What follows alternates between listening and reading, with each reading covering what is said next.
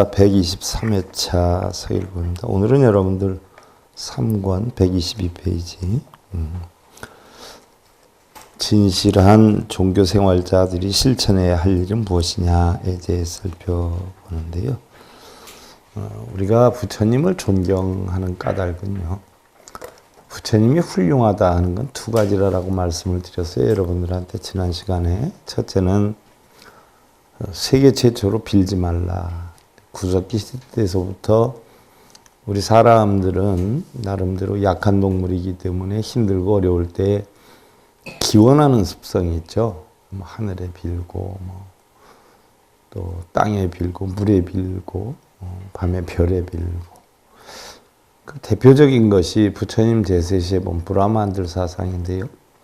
부처님이 태어나기 이미 800년 전서부터 베다를 만들어 가지고 브라마한들은 그 베다 성전에 의해서 맨날 아그니신을 섬기고 뱀신을 섬겼기 때문에 불을 켜고, 우리 불교에서 불을 켜는 습성이 이제 브라만에서 온 거예요. 원래 부처님법에는 불 켜는 게 없어요. 아그니신을 섬겼기 때문에 꼭 불을 켜놓고 브라마한들이 베다를 읽으면서 빌고 이랬단 말이죠. 그래서 부처님이 그런 거 하지 말아라.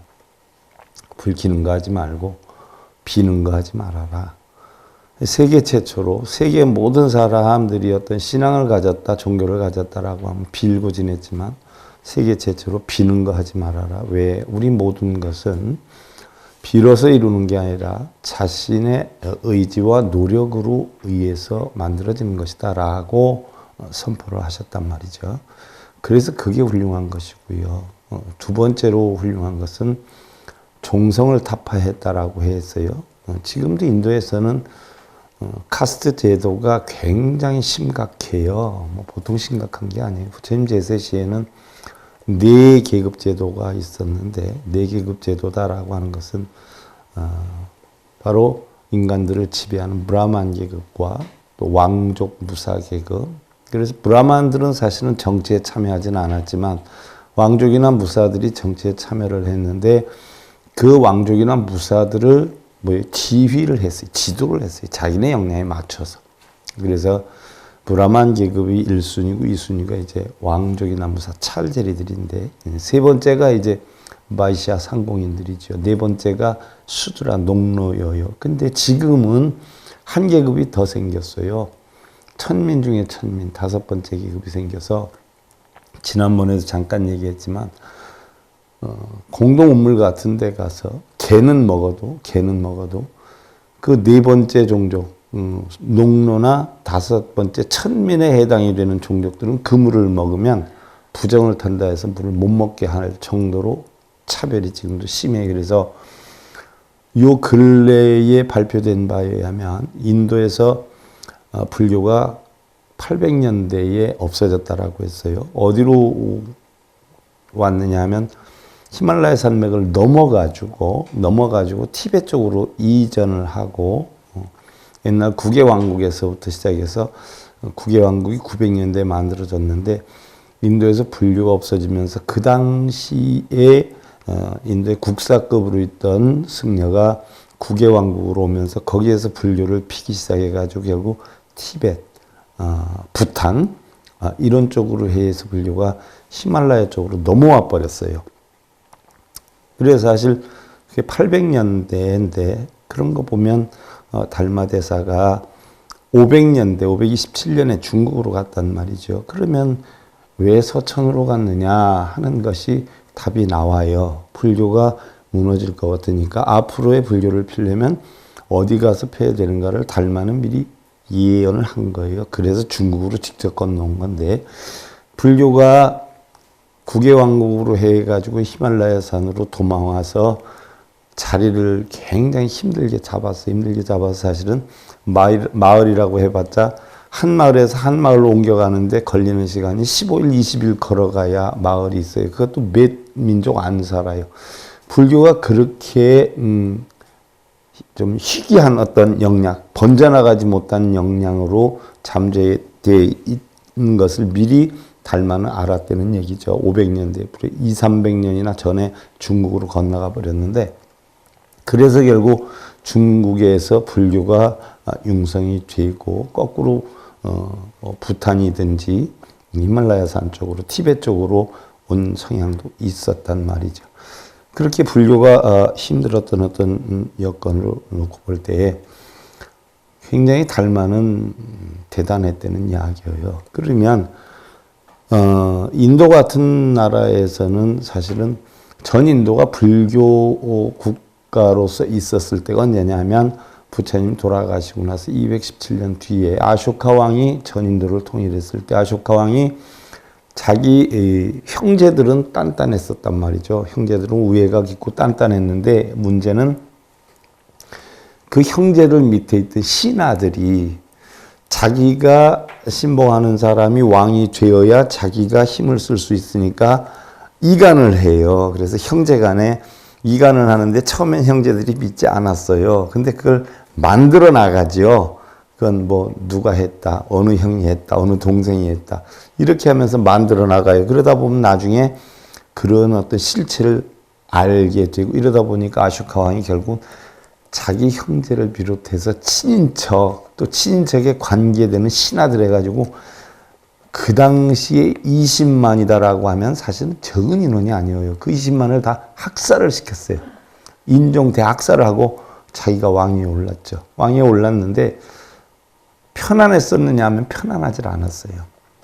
왜냐하면 정말 자기가 마음 깊이 상의할 곳도 없었고 허심탄회하게 요즘 말로 하면 술 한잔 마음 놓고 먹을 사람도 없었고 외로움을 무지하게 많이 겪었죠. 그러면서 반등된 것이 불교의 대중화를 시킨 거예요. 그러면 내가 이 죄를 어떻게 사해야 될 것인가를 연구를 하다가 그래 그럼 우리 전체를 불교국가로 하고 내가 부처님 사리탑을 파헤쳐서 84,000탑을 만들어서 참회를 해야 되겠다라고 해가지고 참회의 목적으로 84,000탑을 만드는 거예요. 그래서 인도 전체를 불교화를 시켰는데 사실은 문제는 그 전부터 있었어요. 힌두교, 자이나교하고 불교를 믿는 사람들하고 종교 전쟁이 쉼이 없었죠. 제가 문헌을 통해서 알고 보면은 수십 차례 뒤바뀌었어요.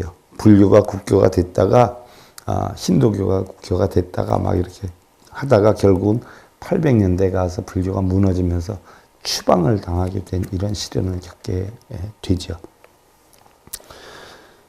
그때에 불교가 참 힘들게 퍼져나갔지만 인도에서 불교가 없어진 지금 시기에 놓고 보면 인도에서 불교가 다시 확산이 되고 있어요. 그래서 얼마 전에 통계 자료에서 나온 인구가 인도에서 공식적으로 나는 불교인이다라고 인도에서는 불교인이 되려면 등록을 해야 된대요. 나는 불교인이다라고 하는 걸 정부에다 등록을 해서 허가증이 나와야 불자가 될 수 있다는 거예요. 근데 공식적으로 등록이 된 불자가 840만이.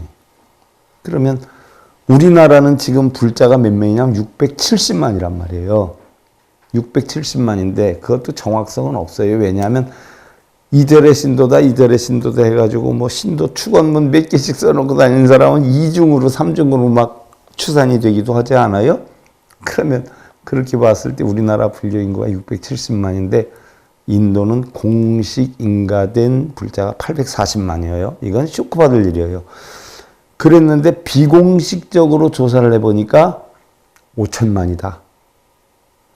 그러면 어떤 제약을 받을까봐 숨어서 지내는 것이지 사실 마음속으로 불교를 신봉하는 사람은 1억이다. 이렇게 지금 보고 있어요. 그럼 인구가 13억인데 13억, 14억인데 1억에 가깝다라고 하지만 사실은 좀 과장된 표현일 수도 있어요. 근데 5천만 정도에 가깝다. 그러면 인도에서 다시 불교가 싹트기 시작한 원인이 무엇일까요?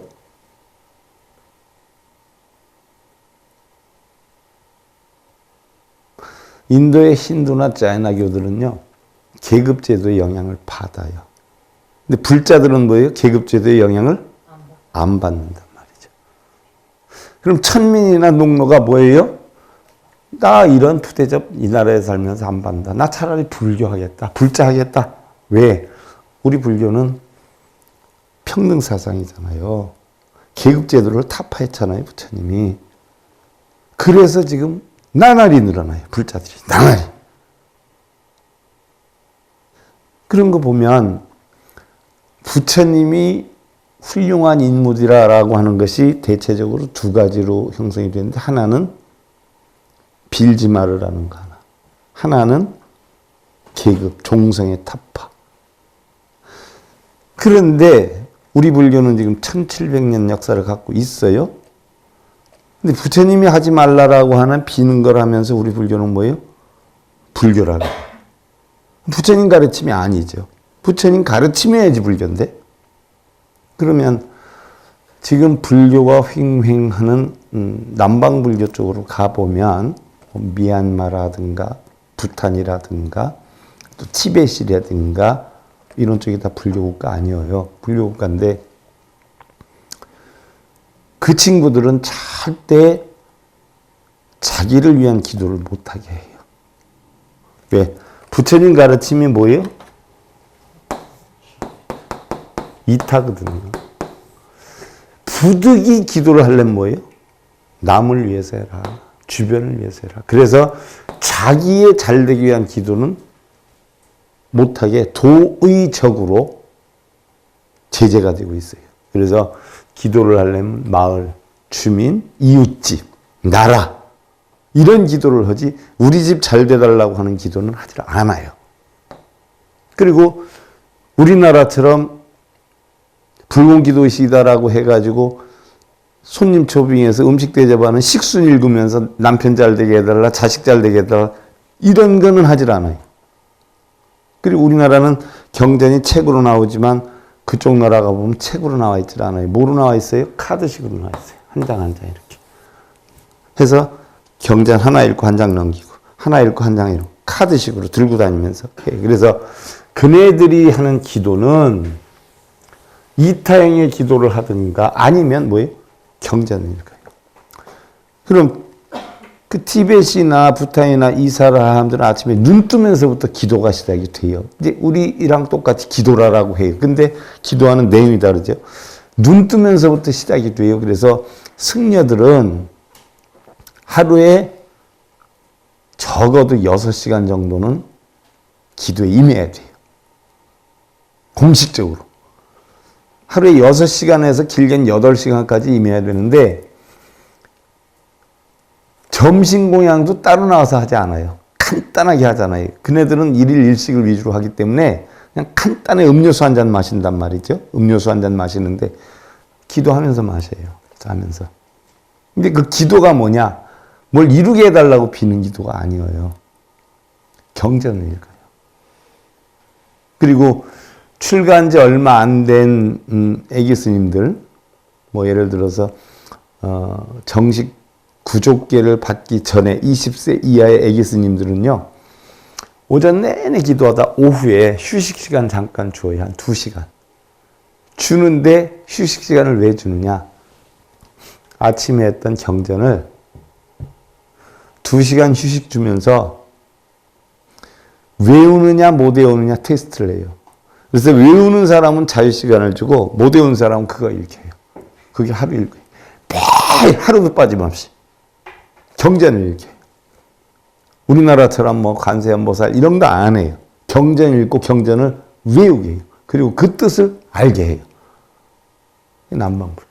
그게 부처님 불교예요. 우리나라 불교는 이거 불교 아니에요.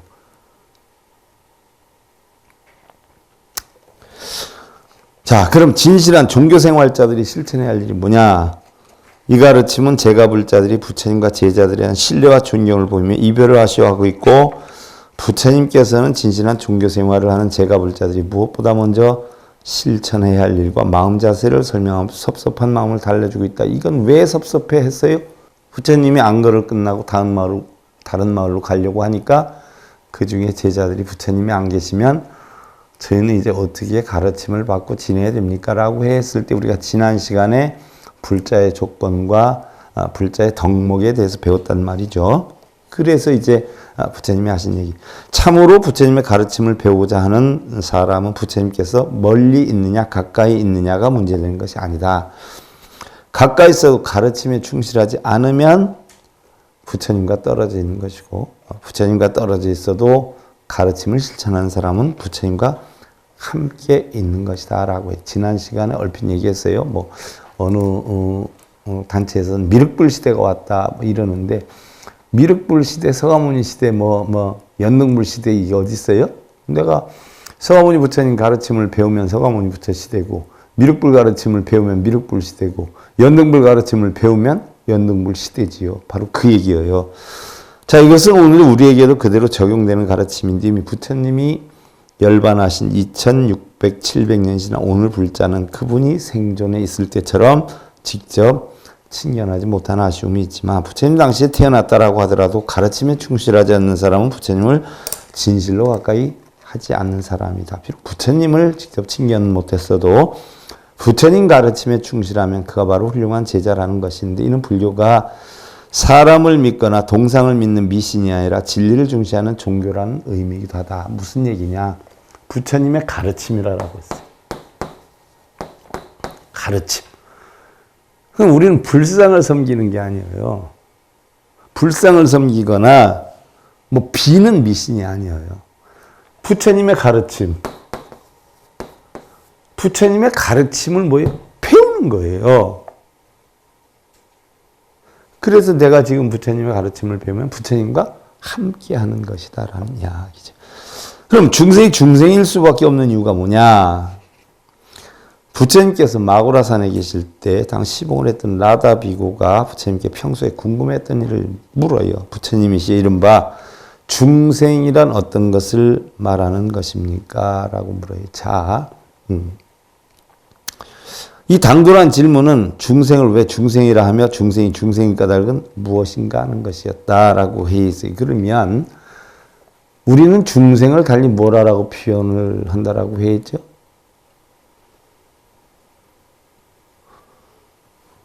목숨이 있는 것이 중생인데, 목숨이 있다는 건 정이 있다라고 해요. 그래서 원래 중생이라는 용어가 불교 용어가 아니다라고 했죠?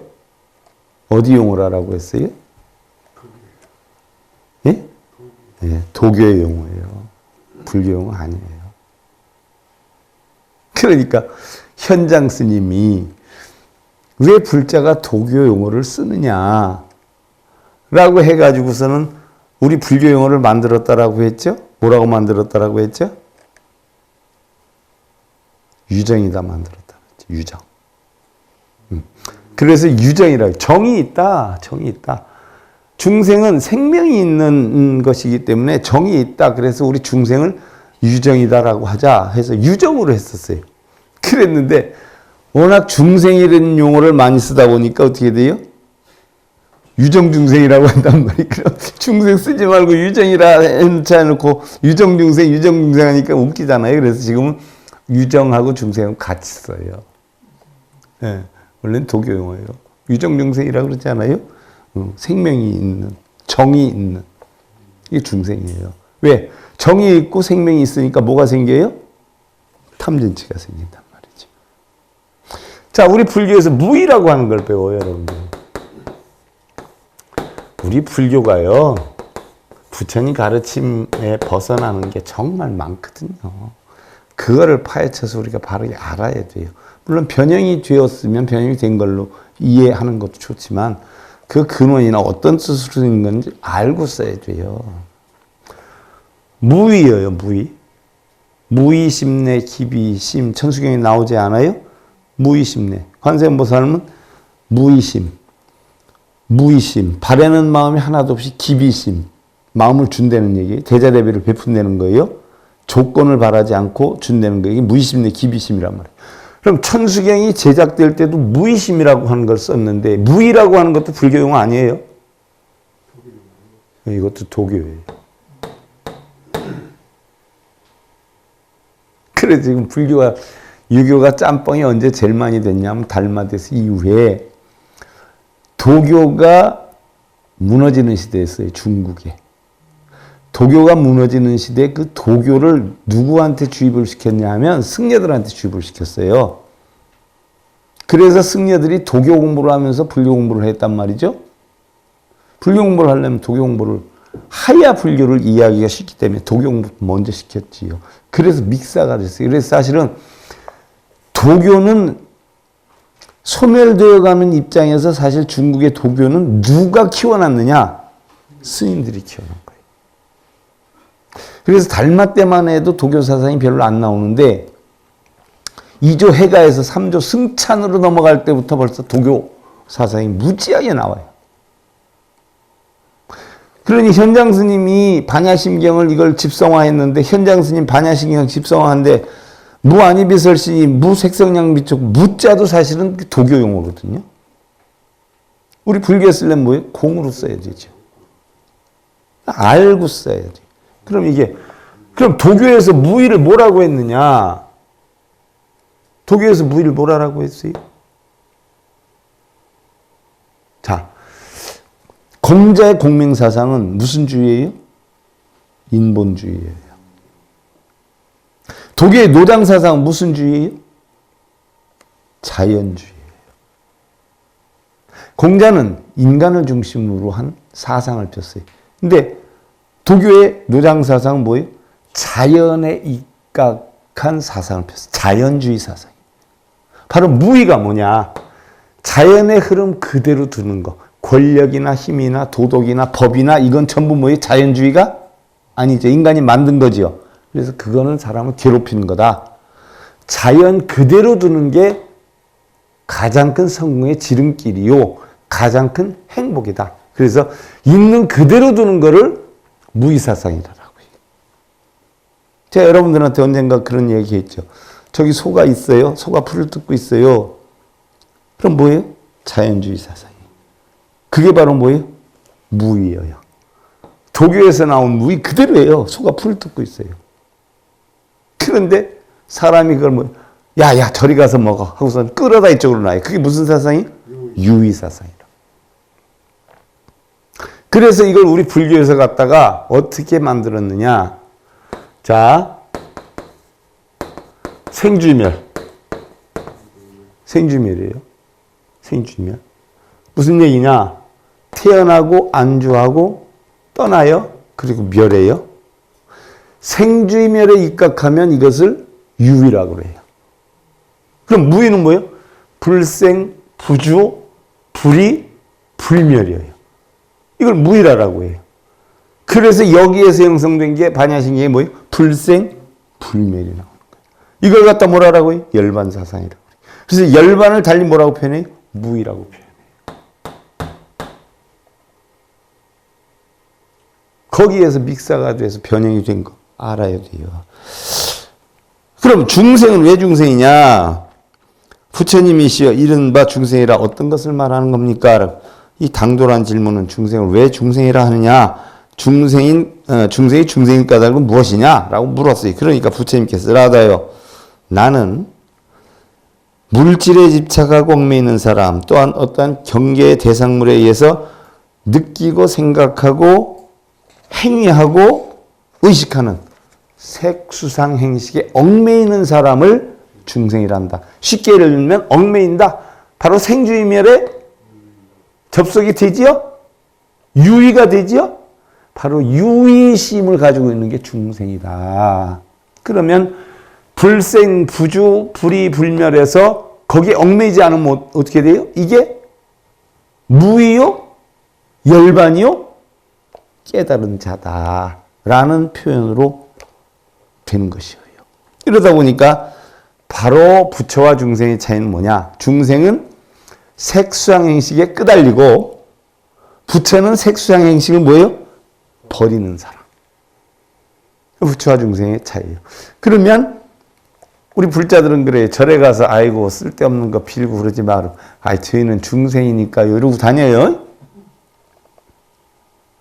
그럼 부처님 그런 거 가르쳐주지 않았단 말이죠. 그러면서 불교라고 해요. 그럼 불교가 아니에요. 불교가 아니니까 불자가 아니라는 거죠.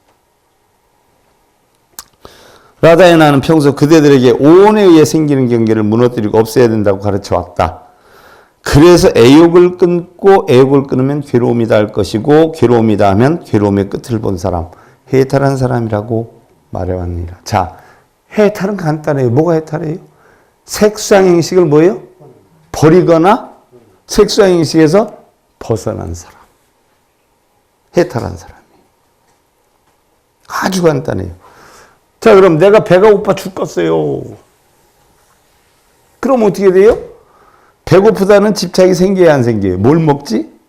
이거 뭘 사 먹을까? 무슨 반찬에서 먹을까? 라면을 먹을까? 밥을 먹을까? 이런 벌써 뭐예요? 집착이죠? 그래서 유의심이죠? 그런데 뭐래도 먹었어요. 그럼 그 집착이 생겨야 안 생겨요? 안 생기죠? 없어지죠? 그게 바로 뭐예요? 내가 먹는 것에 대한 해탈이에요. 간단해요, 해탈. 그것으로 인해서 걱정, 근심, 번뇌나 탐진치가 없어진 상태를 우리는 해탈이라고 해요. 뭐 해탈이라고 하면 뭐 어마어마하게 생각하는데 아니에요. 아, 내가 추석 때 뭐 예를 들어서 부모님한테 뭘 해드려야 되는데 돈이 모자라요. 그럼 이걸 해드려야 돼? 말아야 돼? 안 해드리자니 그러고 해드리자니 내가 너무 형편이 힘들고. 자, 번뇌에 빠졌어요? 그건 바로 뭐예요? 생쥐멸에 빠지는 거예요? 유의심에 빠지는 거예요? 내 형편도 그렇고 안 해드리면 서운하니까 그럼 내 여건 하에서 뭐를 해드려야 되겠다라고 간단한 선물을 하나 샀어요. 그러면 부모님에 대한 선물에 대해서 더 이상 생각을 해야 안 해요? 예, 다음에 더 좋은 걸로 해드리고 올해는 이걸로 그냥 가볍게 인사해야 되겠다고 그 문제를 해결했어요. 그러면 바로 그 부분에 대해서 뭐예요? 해탈하는 거예요. 아, 내가 돈이 더 있었으면 좋겠다 라고 하면 집착심이 생겨요. 이제 부모님을 떠나서 내가 이걸 뭘 샀으면 좋겠는데 아, 돈이 모자라 라고 하면 어떻게 돼요? 돈이 어디서 만들어지는 방법을 연구해서 구하든가 아니면 어떻게 돼요? 살려고 하는 걸 포기하면 편안해지죠? 그게 해탈이에요. 그게 해탈이에요. 그러니까 여러분들 뭘 소원 성취 이룬다고 맨날 자식 합격한다 어떤다 해서 맨날 가서 빌어요? 그럼 뭐예요? 집착이에요. 유의심이에요. 걱정, 근심, 번뇌가 생겨요. 그런데 부처님 진리를 배우고 나면 다 뭐예요? 될 것 같으면 되고 아무리 빌어도 안 될 것 같으면 안 된다는 이치를 알면 내려놓죠? 그게 바로 뭐예요? 해탈이에요. 그게 열반이에요. 그걸 비유하면 이렇다.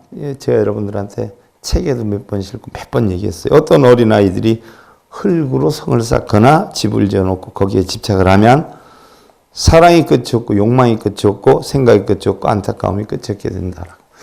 저는 지금도 기억이 나요. 제가 어려서는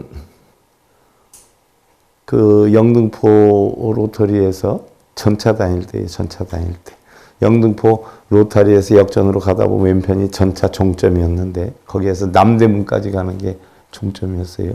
그러면 그때 그 로타리가 잔디밭이었어요. 그래서 거기 가서 놀기도 하고 뚝방 하나 넣으면 지금은 찻길이 다 생겼지만 옛날엔 뚝방이었어요. 뚝방 넘어가면 바로 어디였냐? 여의도 백사장이었어요. 엄청 백사장이었어요. 그리고 미역이라 그러죠. 그래서 수영, 헤엄 미역이라 그래요. 미역하고 여의도로 가면 여의도는 전부 뭐예요? 땅콩밭이었어요. 땅콩밭. 거기다가 종달새들이 엄청 많았어요. 그래서 종달새알 주스러 다녔어요. 밤섬이라고 하는데 거기는 그 밤섬이 천막촌이었어요. 이주민들. 북에서 온 사람들이나 뭐 이런 이주민들 천막촌이었어요.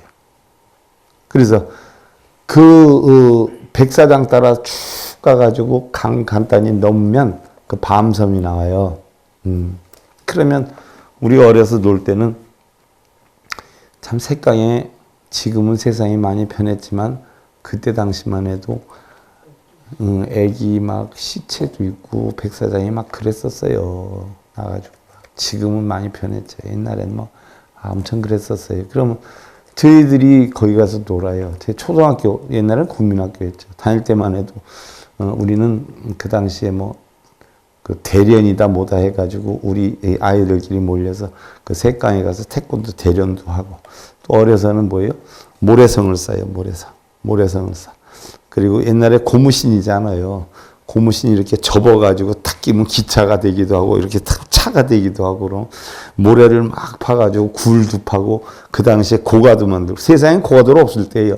고가도 만들고 밑으로 다니고 해서 그거 가지고 놀다가 나중에 이제 니엇니엇해지면 어떻게 돼? 집에 가면 이제 저녁 때 되기 전에 안 들어오면 혼나니까 가자 하고 이제 가다 보면 어떻게 가요? 자기가 만들어 놓은 그냥 놓고 가나요? 아니요. 꼭 발로 뿌개요. 다 뿌개. 그리고 이제 간단 말이에요. 그럼 가면 그 내가 만들어 놓은 성터든지 집이든지 고가든지 뭐 지하차도든지 이런 거 아까울까요? 안 아까울까요? 바로 그거예요. 우리 인생살이가 우리가 알고 있는 명예나 권력이나 재물이나 이런 게 알고 보면 전부 그 모래의 성과 모래의 차도와 고가도와 똑같은 거. 그 얘기를 하는 거예요. 그래서 아이들은 이 성과 집은 내 것이라고 말을 하지만 어느 순간에 그것이 한낱 무더기인 줄 알면 그것을 발로 차고 허물어 버리면서도 안타까워하거나 슬퍼하지 않는다. 라다여 이와 같이 중생도 물질에 대한 집착을 흩어버리고 무너뜨리고 없애버리면 사랑이 다할 것이고 사랑이 다하면 괴로움이 다하고 사랑이 다라고 하는 것은 집착이에요. 애증을 얘기하는 거예요. 괴로움이 닿으면 괴로움의 끝을 보게 되리라. 이렇게 되었을 때 그는 중생이라는 허물을 벗게 되느니라 라고 했는데 결국은 중생은 뭐예요? 애증, 애욕, 소유욕을 지니고 있으면 중생이고 거기에서 뚫뚫 나버리면 어떻게 돼요? 그 순간 부처가 되는 거예요. 그럼 우리가 부처를 이루어야 되겠다, 깨달음을 이루어야 되겠다라는 집착을 가지고 공부를 하고 빌고 매달리고 절하고 이러면 그 매달리는 순간이 어떻게 돼요? 중생에서 벗어날 수 있어요? 없어요? 못 벗어나죠. 300년을 해도 벗어나요? 못 벗어나요? 못 벗어나요. 근데 어느 한순간 그 마음을 다 내려놓는 거예요. 애증, 애욕, 집착, 소욕을. 그럼 그 순간 뭐예요? 나는 부처가 돼버리는 거예요. 끌려다니질 않거든요. 그걸 갖다 우리는 해탈이라고 하고 끌려다니지 않으면 어떻게 돼요? 열받을 일이 없으니까 그걸 갖다 우리는 열반이다라고 하고 어디에 걸림이 하나도 없으니까 그걸 갖다 뭐라고 해요? 무이라고 해요. 그 순간의 마음이 바로 뭐예요? 내가 태어날 때 가지고 나왔던 마음하고 똑같기 때문에 우리는 본래 면목이다. 이렇게 표현을 하는 거예요. 부모 미생자 이렇게 표현하는 거예요. 그러니까 뭘 내가 해야 되겠다는 생각이 들어가는 순간 우리는 중생이 되기 때문에 내려놓는 그런 삶을 살 때 부처가 된다는 이야기예요. 그래서 뭐 얘기 그렇게 뭐 몇 개 안 했는데 금세 시간 갔어요. 그래서 오늘은 여기까지만 하고요. 더붓다 123회차 서일봉이었습니다. 감사드립니다.